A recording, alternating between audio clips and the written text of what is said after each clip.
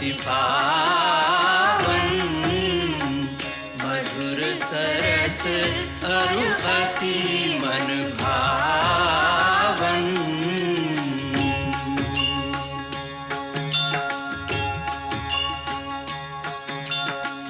पुनि पुनि कितने हो सुने सुनाए, ये की प्यास बुझत न बुझाए।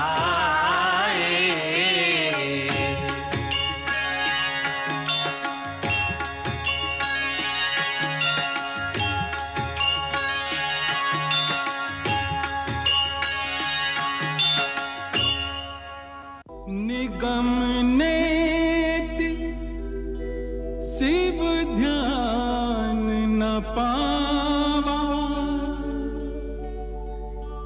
माया मृग पाछे सो धावा।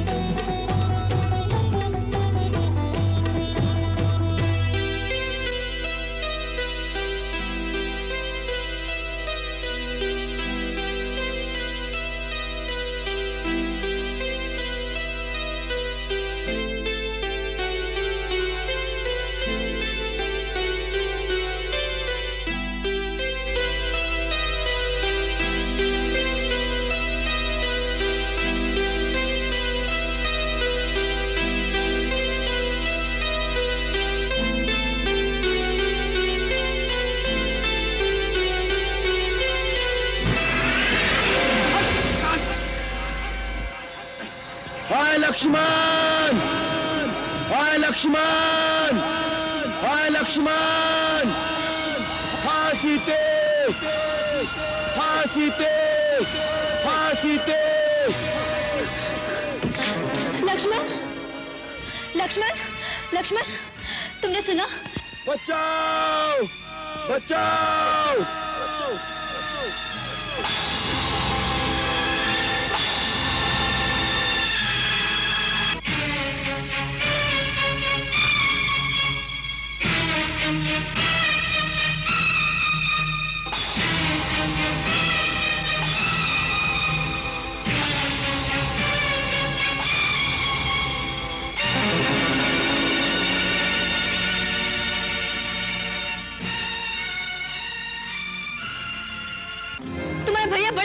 से हमें बुला रहे हैं। वो अवश्य किसी संकट में फंस गए होंगे। उनकी आवाज में कितनी करुणा है। लगता है बहुत सारे राक्षसों ने उन्हें घेर लिया होगा। लक्ष्मण, तुमने नहीं सुनी उनकी पुकार? सुनी है भाभी। तुम यहीं पे खड़े हो। जाओ लक्ष्मण, जाओ, जाके उनको बचाओ। लक्ष्मण, क्या हुआ? तुम जाते क्यों नहीं? क्योंकि मैं जानता हूं भैया किसी संकट में फंस ही नहीं सकते। भाभी, आपके स्वामी को देव, असुर, नाग, दानव कोई परास्त नहीं कर सकता। ये कदाचित भैया की आवाज नहीं है, ये कोई धोखा है। आप इतनी अधीर ना हो भाभी, धीरज रखिए। जिसका पति संकट में हो और सहायता के लिए पुकार रहा हो, उसको तुम धीरज रखने की बात सिखा रहे हो। लक्ष्मण, क्या तुम राक्षसों के डर के मारे अपने प्राण बचाने के लिए नहीं जा रहे? मैंने तुम्हें इतना कार कभी नहीं समझा था। भाभी, अपने भाई के सामने धनुष उठाकर अपनी वीरता के डींगे मारते रहते हो, और आज तुम सचमुच वीरता दिखाने का अवसर आया। तुम डरे हुए चूहे की भांति अपने बिल से निकलना नहीं चाहते। भाभी, भाभी, आप ऐसी बातें न कहिए। आप नहीं जानती आप क्या कह रही हैं। मैं अच्छी तरह जानती हूँ तुम्हें। जिस भाई ने तुम्हें अपने पुत्र की भांति पाला है, आज जब उनके प्राण संकट में आ गए तो तुम डर के मारे अपनी भाभी के आंचल में आकर छुप गए। क्या इसी समय यही तुम्हारा कर्तव्य है? मेरा एक ही कर्तव्य है, अपने बड़े भाई श्री राम की आज्ञा का पालन करना, और वो मुझे कह गए हैं कि मैं आपकी रक्षा के लिए यही रहूं। इसलिए मैं आपको किसी भी स्थिति में अकेला छोड़कर नहीं जा सकता। मेरी रक्षा, जिसके लिए मैं सारा संसार त्याग कर इस वन में रहने आई हूँ, जिसके बगैर मैं एक पल भी जीवित नहीं रह सकती, और जब उनके प्राण संकट में आ गए तो मेरी रक्षा करने से क्या लाभ? लक्ष्मण, अगर उनको कुछ हो गया तो मैं एक पल भी जीवित नहीं रह सकूंगी। फिर मेरे मृत शरीर की रक्षा करते रहना और पालते रहना भाई की आज्ञा। भाभी, आप समझती क्यों नहीं? भैया पर कोई आज आ ही नहीं सकता। तीनों लोगों में कोई ऐसा वीर नहीं जो उन्हें परास्त कर सके। ये किस दुर्भाग्य के कारण आपकी बुद्धि इतनी हीन हो गई है? जिसके पति के प्राण संकट में हो, उस नारी के लिए इससे बड़ा दुर्भाग्य क्या हो सकता है? आज तुम हठ धर्मी पर उतर आए हो। सिद्धि तो तुम सदा से ही रहे हो, परंतु अपनी कायरता के कारण मेरी अवज्ञा भी करोगे, इसकी मुझे आशा नहीं थी। भाभी, आप मुझे कायर मत कहिए। कायर नहीं, तुम मेरी आज्ञा का पालन करो। भाभी, आप हट मत कीजिए, कुछ अमंगल हो जाएगा। तुम नहीं गए तो अमंगल हो ही जाएगा। लक्ष्मण, बातों में समय मत गवाओ।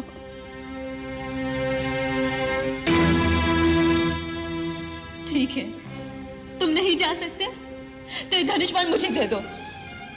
हर आर्य स्त्री अपने पति की रक्षा करना अच्छी तरह से जानती है। लाओ। धनुष बाण भी मुझे नहीं दे सकते? ठीक है, मैं ऐसे ही चली जाती हूँ, तुम यही रहो। भाभी, मुझे इतना विवश मत कीजिए। बातें ना करो, कर्म करो, कर्म। अच्छी बात है, आपकी आज्ञा का पालन करने के लिए आज पहली बार लक्ष्मण अपने प्रभु श्री राम की आज्ञा का उल्लंघन करता है। आप कुटिया में चली जाइए।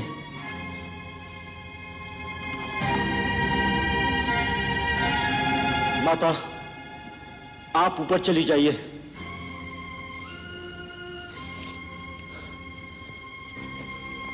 भैया, मुझे क्षमा करना।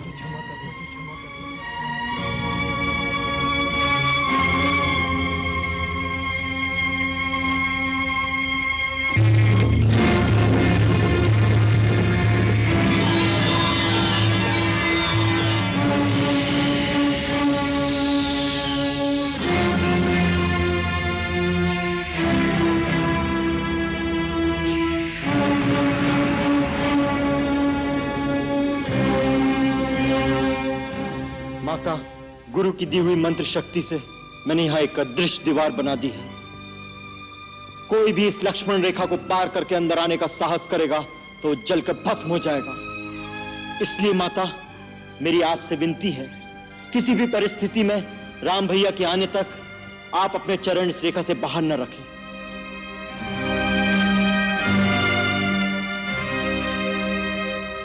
हे वन के देवताओं, समस्त प्राणियों, मैं माता सीता को आपकी सुरक्षा में छोड़े जा रहा हूं, इनकी रक्षा कर रहा हूं।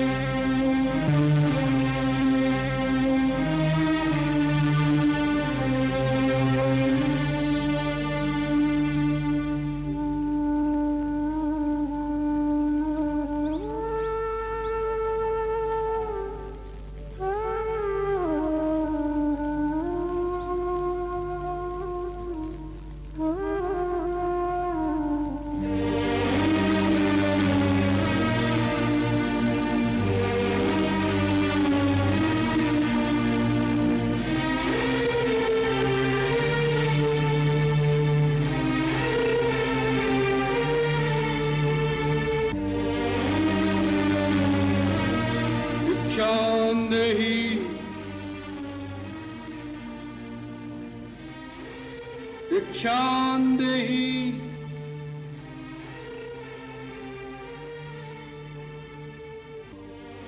भिक्षान्देहि भिक्षान्देहि भिक्षान्देहि। प्रणाम महात्मन। कल्याण हो देवी, हम बहुत दूर से आए हैं और भूखे हैं। तुम्हारी कुटिया देखकर इस आशा से यहाँ आए हैं कि हमें कुछ खाने को मिल जाएगा। अवश्य महात्मन, आप यहीं ठहरिए, मैं आपके लिए यथासंभव भोजन लाती हूँ। देवी, हम यात्रा से क्लांत हैं, हमें विश्राम की भी आवश्यकता है। क्षमा करें, इस समय मेरे पति कुटिया में नहीं है, इसलिए मैं आपका स्वागत नहीं कर सकती। परंतु कृपा करके आप वहीं ठहरिए, मैं आपके लिए भोजन लाती हूँ।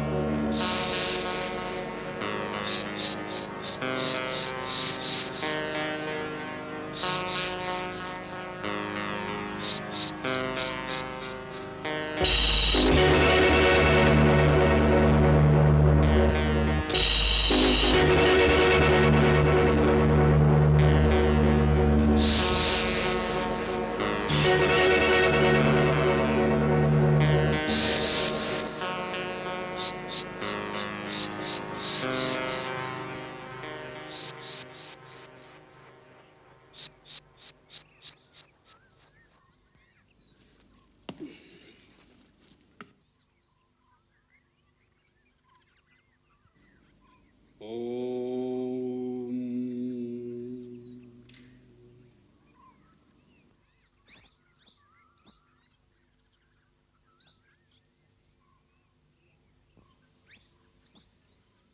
मेरी आपसे विनती है, किसी भी परिस्थिति में राम भैया के आने तक आप अपने चरण इस रेखा से बाहर न रखें। मुनिराज, मैं आपके लिए भोजन लाई हूँ, ये लीजिए।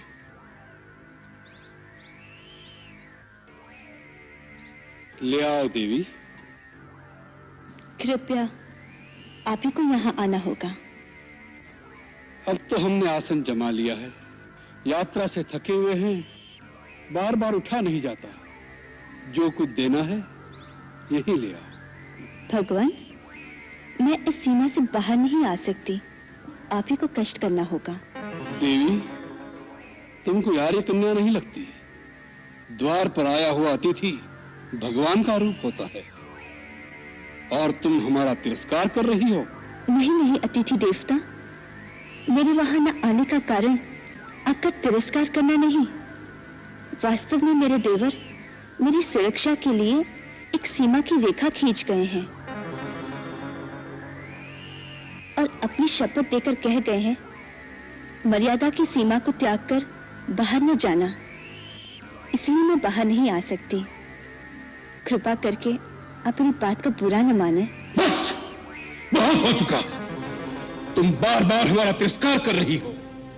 पहले हमें कुटिया के अंदर आने से रोक दिया, और अब दूर से खाना दे रही हो, जैसे हम कोई पशु पक्षी हो। ऐसा व्यवहार नीच जाति के लोगों से किया जाता है। कोई संत महात्मा द्वार पर आ जाए तो बड़े आदर से स्वयं उसके पास जाकर उसके चरण छूकर भिक्षा दी जाती है। ठीक है, हम तुम्हारे द्वार से भूखे ही चले जाएंगे, लेकिन इस अपमान के बदले हम तुम्हें श्राप देंगे। नहीं नहीं मुनिराज, मुझ पर दया कीजिए। मुझे अपनी पुत्री के समान समझकर मेरी समस्या और विवशता को समझने की चेष्टा कीजिए। हम सब समझते हैं, सब कुछ जानते हैं। हम त्रिकालदर्शी हैं। मूर्ख स्त्री, हम सब देख रहे हैं। तुम्हारा पति इस समय एक स्वर्ण मृग का शिकार करने वन में भागा भागा फिर रहा है। वह स्वर्ण मृग अपने सींग से तुम्हारे पति को एक बार आहत कर चुका है, फिर भी तुम्हारा पति उसके पीछे भाग रहा है। हम श्राप देते हैं कि वही स्वर्ण मृग अपने तीखे सींगों द्वारा तुम्हारे पति को। नहीं नहीं, अब मुझे श्राप मत दीजिए, मैं वहीं आती हूँ। आप मेरे पति को श्राप मत दीजिए, मुझे श्राप मत दीजिए। मुझ पर दया कीजिए, मुझसे भूल हो गई है। मैंने आपकी शक्ति को नहीं पहचाना था, मुझे क्षमा कर दीजिए। जाओ कन्या, हमने तुम्हें क्षमा कर दिया। हम तुम जैसी सुंदर नारी के अश्रु नहीं देख सकते।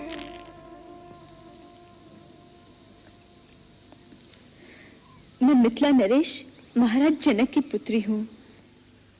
मिथिला की राजकुमारी, और इस अवस्था में? ये कैसा दुर्दैव है, जिस कांचन काया को देख देवता भी लालायित हो जाएं, उसे तुम इस घास फूस की कुटिया में नष्ट कर रही हो। अरे ऐसे नारी रत्न को तो किसी त्रिलोकी के राजा की पत्नी होना चाहिए था। मेरे लिए तो मेरे पति ही त्रिलोकी के राजा है। उनसे बढ़कर और कोई हो सकता है क्या? अवश्य हो सकता है। हम तुम्हें बताते हैं। सीते, जिसके नाम से देवता, नाग, किन्नर, असुर, राक्षस अर्थात संसार के संपूर्ण प्राणी थर्रा उठते हैं। सूर्य, चंद्र आदि नवग्रह जिसकी इच्छा से चलायमान होते हैं। जो संसार के समस्त चराचर प्राणियों का स्वामी है, जिसे देख वृक्षों के पत्ते भी भय से स्तब्ध हो जाते हैं। अरे वायु भी जिसके सामने सांस नहीं ले सकती। तुम तो उस लंकाधिपति रावण की पत्नी होने योग्य हो। ऐसे पाप पूर्ण वचन कहते हुए तुम्हें लज्जा नहीं आती? कोई महात्मा के वेश में तुम एक दुरात्मा हो। कौन हो तुम? तुम्हारा दास, वही लंकेश्वर रावण।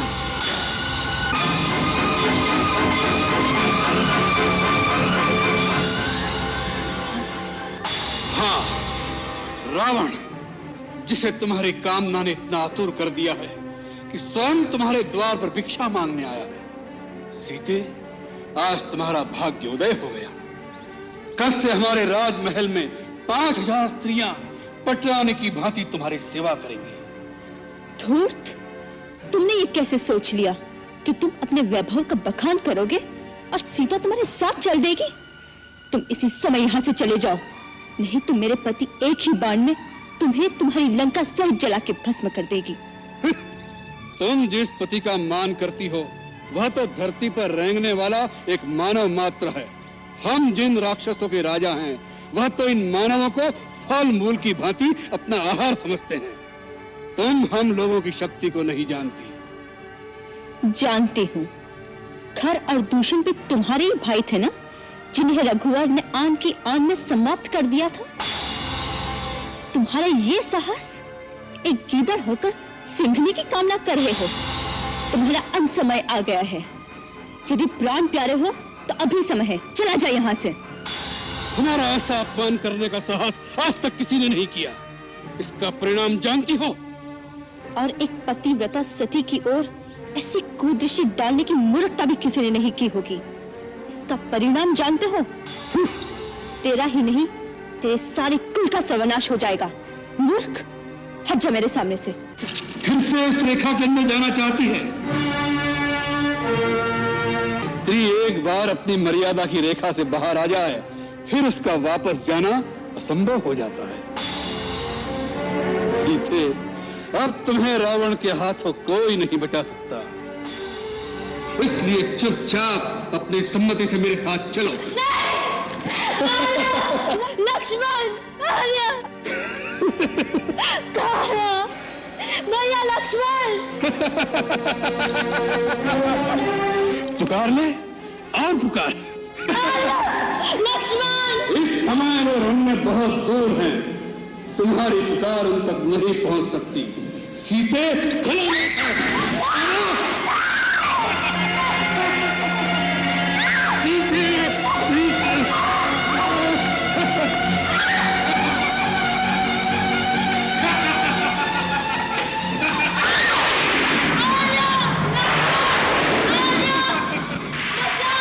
रावण के हाथों तुम्हें कोई नहीं मिटा सकता।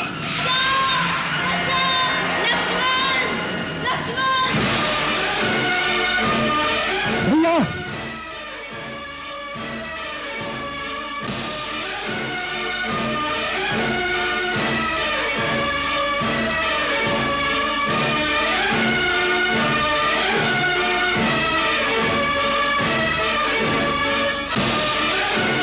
भैया,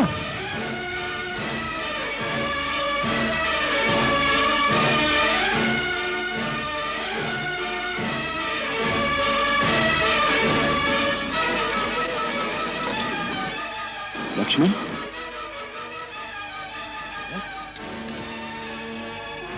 लक्ष्मण, भैया आप? लक्ष्मण, तुम यहाँ क्यों चले आए सीता को अकेली छोड़कर? तुम्हें मेरी आज्ञा का ध्यान नहीं? मुझे क्षमा करें भैया, आपकी पुकार सुनकर भाभी ने मुझे जोर देकर यहाँ भेज दिया।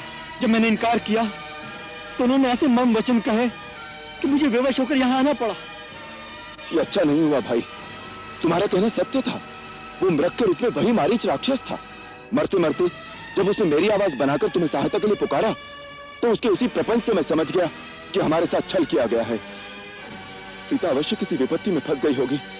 लगता है वो आश्रम में हमें नहीं मिलेगी। नहीं भैया, ऐसा ना कहिए, भाभी वहीं पर होंगी। भगवान करे ऐसा ही हो। चलो लक्ष्मण।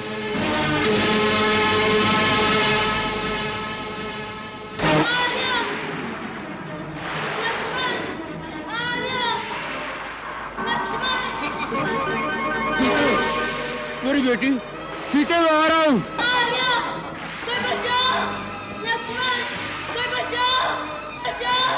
रुको, रुको रावण, रुको।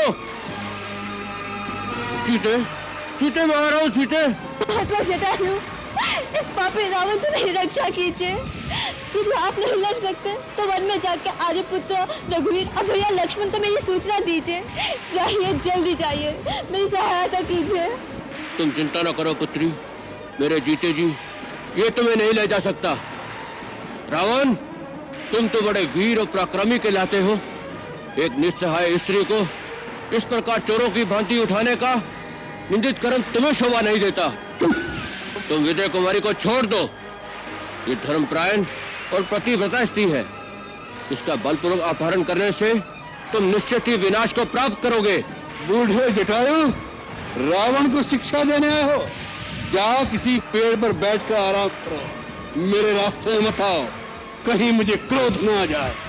पापी, मैं बूढ़ा अवश्य हूँ, परंतु अब भी तुम जैसे अभिमानियों का मान भंग कर सकता हूँ। सीता मेरी पुत्र वधू समान है, मैं अपने प्राण देकर भी इसकी रक्षा करूंगा। आज तू मेरे पंजों से मारा जाएगा।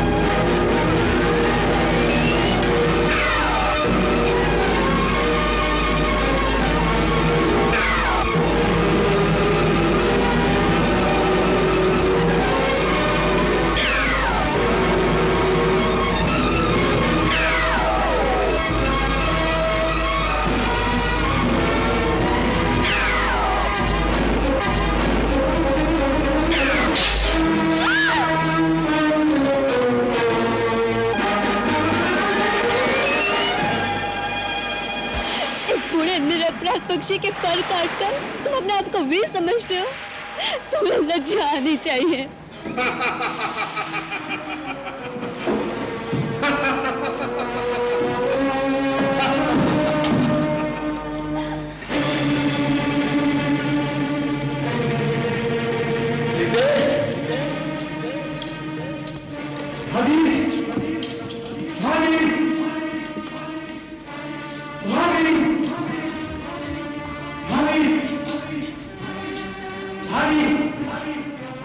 लक्ष्मण, सीता अंदर नहीं है। हो सकता है मेरी किनारे पर गई हूँ, परंतु वो अकेली तो कभी नहीं जाती। हो सकता है उद्यान में फूल चुनने गई हूँ। ठीक है, तुम नदी पर देखो, मैं उद्यान में देखता हूँ।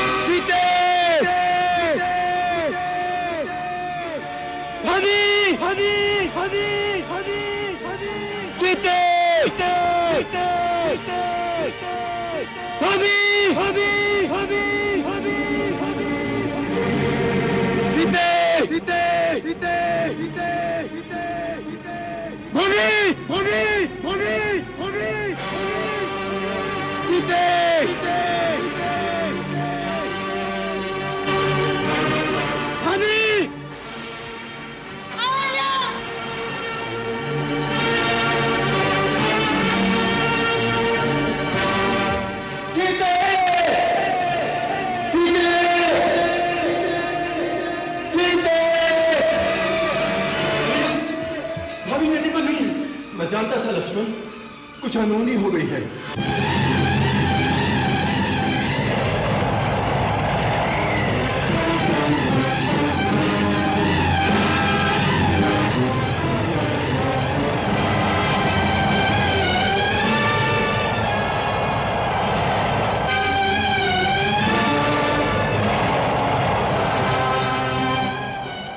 हे वन के वासियों, यदि मेरे पति मुझे ढूंढते यहाँ आए तो उन्हें यह आभूषण दिखा देना और कह देना मुझे रावण उठा कर ले गया है। इससे कोई लाभ नहीं होगा। जहां रावण तुम्हें ले जा रहा है उस स्थान का पता उन्हें कौन बताएगा? निर्लज, अपने ऊंचे कुल और अपनी वीरता की बड़ी बड़ी डिंगे मारते थे। क्या वीर पुरुष के यही लक्षण होते हैं? जब पति घर में ना हो तो उसकी पत्नी को चोरों की भांति आकर चुरा कर ले जाए। एक अकेली स्त्री पर आक्रमण करना ही तुम्हारी शूरवीरता है। मेरे स्वामी तुम्हारी तरह काल और भीरू नहीं। तुम मुझे आकाश पाताल कहीं पे भी छुपा लो, मेरे स्वामी मेरी सहायता के लिए अवश्य आएंगे। मेरे राक्षसों के सिवा किसी को आज तक ये भी पता नहीं कि लंका है कहाँ। वहां पहुंचने से पहले तेरा पति रास्ते में भटक भटक कर मर जाएगा। जिस प्रकार एक सांप की आंखें अंधेरे में भी दिखाई देती है, उसी प्रकार पापी का पाप छुपाने से नहीं छिपता। वृक्षों के पत्ते, पर्वतों के पत्थर और वायु की लहरें, प्रकृति का कण कण मेरे रघुवर को तुम्हारे पाप मार्ग का पता बताएगी। और जहाँ सीता होगी उसके स्वामी अवश्य वहां पहुंचेंगे, इसका मुझे पूरा विश्वास है। देख लेंगे। मंगल भवन अमंगल हारी, रहो सुदशरथ अजिर बिहारी।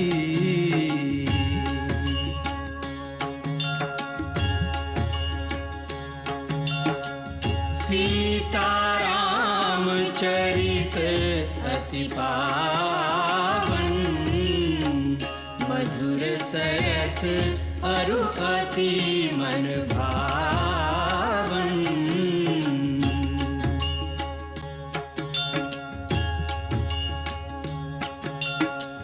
पुनि पुनि कितने हो सुने सुनाए, हिय की प्यास बुझत न बुझाए।